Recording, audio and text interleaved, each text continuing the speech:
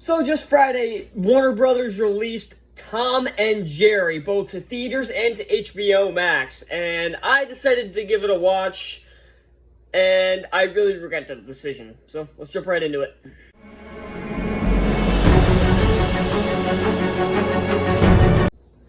Full disclosure, cards on the table, cat's out the bag, if you will. I didn't even finish this movie. That tells you how bad this movie is right off the bat. Yeah, I'm going to preface this right off the bat. This movie sucks. I couldn't even finish it. There was still a good 15, 20 minutes left. I did not go to see this in theaters. I was contemplating seeing it in the theater. I'm so glad I didn't. Oh my god. So, yeah, I didn't even finish this movie. I couldn't. I contemplated it. I couldn't do it. This is the first time, and will probably be the only time I don't finish one. So don't think this is going to be a regular thing where if a movie's bad, I'm not going to finish it. But holy shit, I couldn't finish this. Oh my god, this was so bad.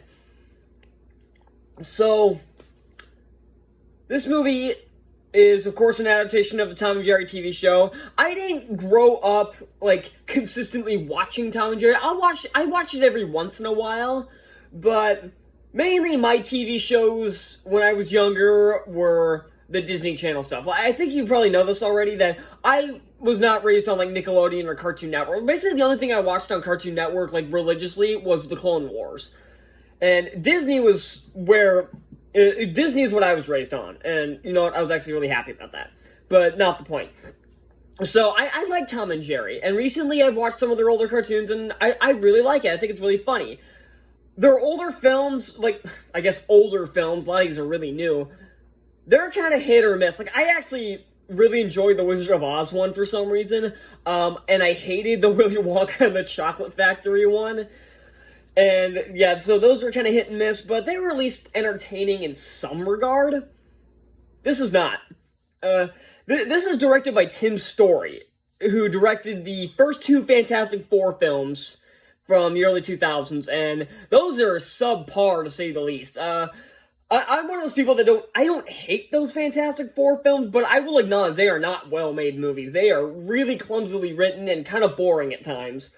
And this movie is way worse. This movie is worse than Four Stick. Yeah, this is worse than any of those Fantastic Four films. And this movie is just like the Smurfs. If you saw the Smurfs, or Alvin and the Chipmunks, or Yogi Bear, or one of these other fucking adaptations of these TV shows, or Scooby-Doo, one of these stupid adaptations of a classic animated show, you've seen this movie. This is just like the Smurfs. It really is. They go to New York City, or I guess they're in this one, they're already in New York City, but they place them in New York City, put a bunch of human characters you don't give one shit about, and the sad thing is, just like the Smurfs, they're played by good actors. Chloe Grace Moretz, Michael Pena, and there are plenty of others who are really good, but the performances are fine, but they're given such horrible characters. And not just in terms of writing, they are horrible people. The first introduction we were given to our main character, Kayla, played by Moretz, is she's quitting her job. She quits her job on the best looking FaceTime I've ever seen. It looks like a real movie camera. That's not a real FaceTime, but I don't believe that. So this is. So, she does that, and then she goes to this hotel where the majority of the film takes place. Yeah, it doesn't sound entertaining. And there's a woman there who's applying for this job, or going to apply for this job, and she basically manipulates her and kind of psychs her out and gets her to not apply for the job, and just kind of ups and leaves without another word. And then she steals this woman's resume. It's a pretty damn good resume too. And they acknowledge that more than once. Bit my tongue. And she steals this woman's resume and applies and gets the job herself. Just off of that, do you want to see the rest of this movie? If your answer was no, give yourself 20 bonus points. I'm not giving you real bonus points, so if I put something down there, it'll be a lame joke, but at least it's something there. So, Tom and Jerry are barely in this movie. I'm dead serious. This movie's 100 minutes long, I think, including credits. Tom and Jerry have maybe 10 minutes of screen time. I'm not kidding. They stay true to the source material where they don't have them talk, unlike the original Tom and Jerry movie, where they did talk, and that was horrible. It's better than this shit, but not the problem. So, this is such a... What was my point? Oh yeah, they stay true to the source material where Tom and Jerry don't talk. But that kind of ruins the film in the fact that they're barely in it. And so much dumb shit happens in this entire movie, and the slapstick is awful. Tom and Jerry are known for their slapstick, and the slapstick in this movie is so slow. This reminds me... The way they're animated is like the same thing they did with Who Framed Roger Rabbit and The Adventures of Rocky and Bullwinkle. But it worked in those because Roger Rabbit still had a lot of energy, including even from the human characters like Bob Hoskins had a lot of energy to them, so it matched the quickness of the Looney Tunes and the Disney characters and all the other people in there, and all the other tunes in there. And Rocky and Bullwinkle was never about quick animation. It was just a means to make verbal jokes, and that's exactly what so that one worked in live action because they didn't need to be zipping around the place. They were just there to tell verbal jokes, and then the realistic, the live action environment works with it just fine. And honestly, I didn't think the Adventures of I didn't think the live action Rocky and Bullwinkle was that bad. I actually thought that was okay. But this is the complete devil's advocate. Tom and Jerry need to be fast. They need to be really slick. Basically, Tom is like a snake most of the time. He's able to, like, curve around like this. He's able to do a bunch of weird shit, and Jerry's allowed to, like, zip around, and they're allowed to do all this crazy shit. But they can't do it in this because it's trying to be realistic, and the slapstick is so slow, and it's not funny because the timing is so off. There's this one scene where Tom's trying to get in the window to the room where Jerry's in, basically, because he's trying to eat Jerry, I guess. And he's crawling on these telephone wires, and you can guess where this leads, because you saw in the trailer, he gets electrocuted like 4 times. But it's not funny because it's so slow, and the timing is so off. Like, he was crawling on it, and then lightning strikes him, and then he's got the umbrella, and of course strikes the umbrella, and then hits him, and then Jerry cuts the cord, which should have electrocuted Jerry, actually. He cuts it with a pair of scissors, and of course the edge electrocutes Tom, and he falls again, and then he makes these stupid wings that... And of course they do the Batman reference where he, like, flies up in front of the moon, like, and does the T-pose looking thing.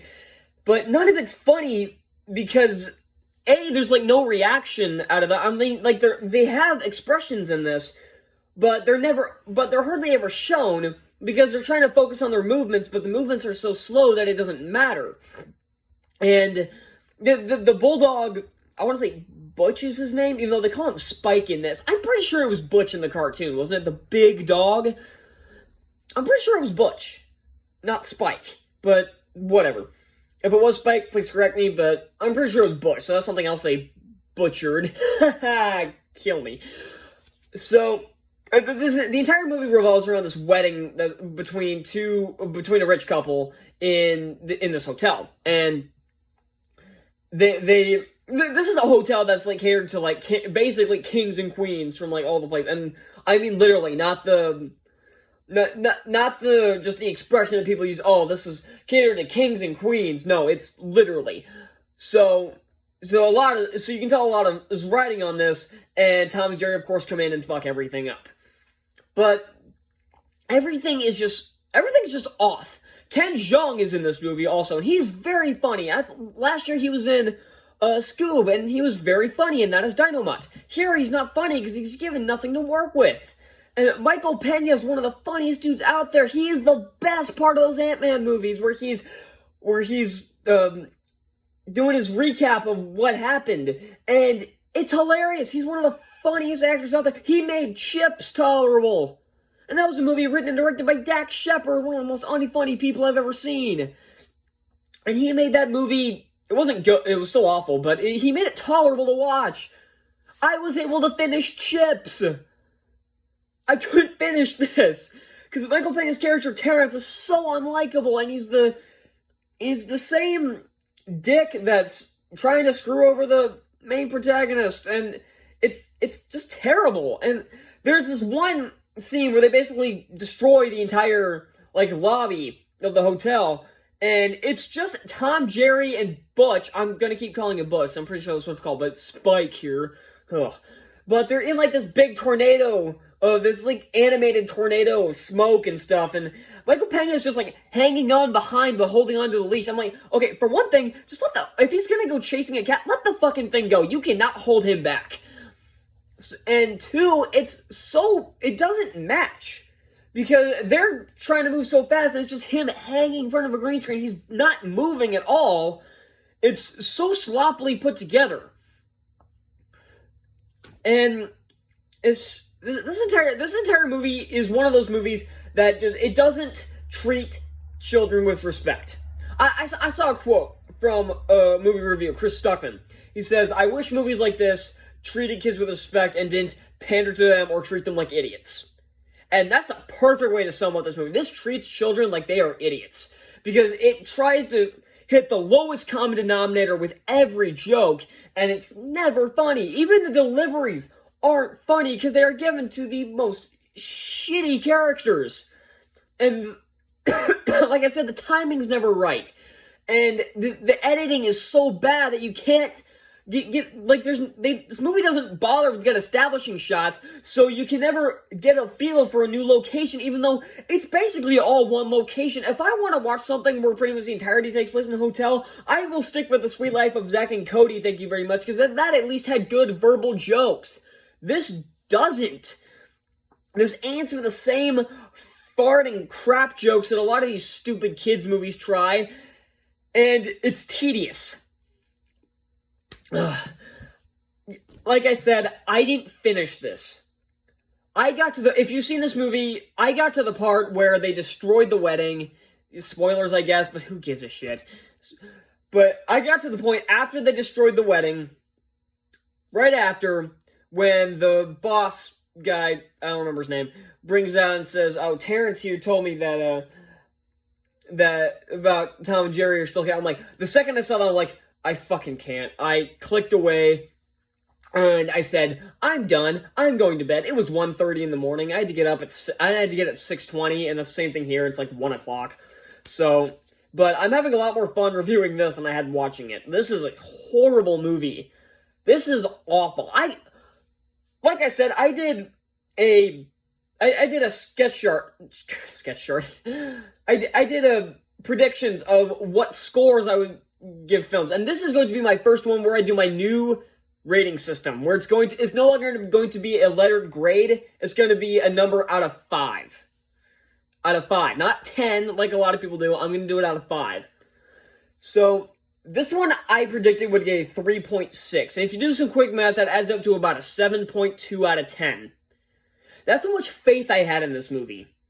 I thought this was going to be good. I would rather have gotten smacked by a real animated mallet. At least I would have been awake. This is one of the most boring films I've ever seen. I was bored out of my mind. I should never be bored while watching Tom and Jerry. Even the Willy Wonka movie I wasn't bored by because the animation was so wonky at times that it was funny to watch. This was tedious. This was tedious busy work for a reviewer like me. I hated this film. I never want to watch this again. I'm so glad I skipped in the theater. I didn't want to give this score at all because it seems really mean. But I can't help it. Tom and Jerry gets a 0 out of 5. There is nothing redeeming in this film whatsoever. Oh. This hurt. This one really hurt. Some changes you'll notice is that I got a better camera, and the rating system's obviously different. I still haven't gotten a haircut. March, hopefully, is going to be better. What do we got in March? Raya and the Last Dragon. Okay. Coming to America 2. Okay, sure. SpongeBob Sponge on the Run. Never watched SpongeBob, so maybe this will be okay. Justice League.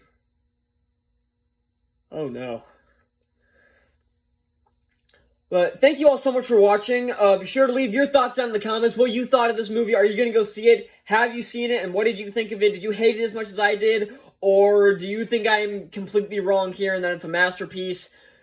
Let me know. Be sure to hit that like button, hit the subscribe button down below for more reviews like this one. And I will see you all next time. Bye.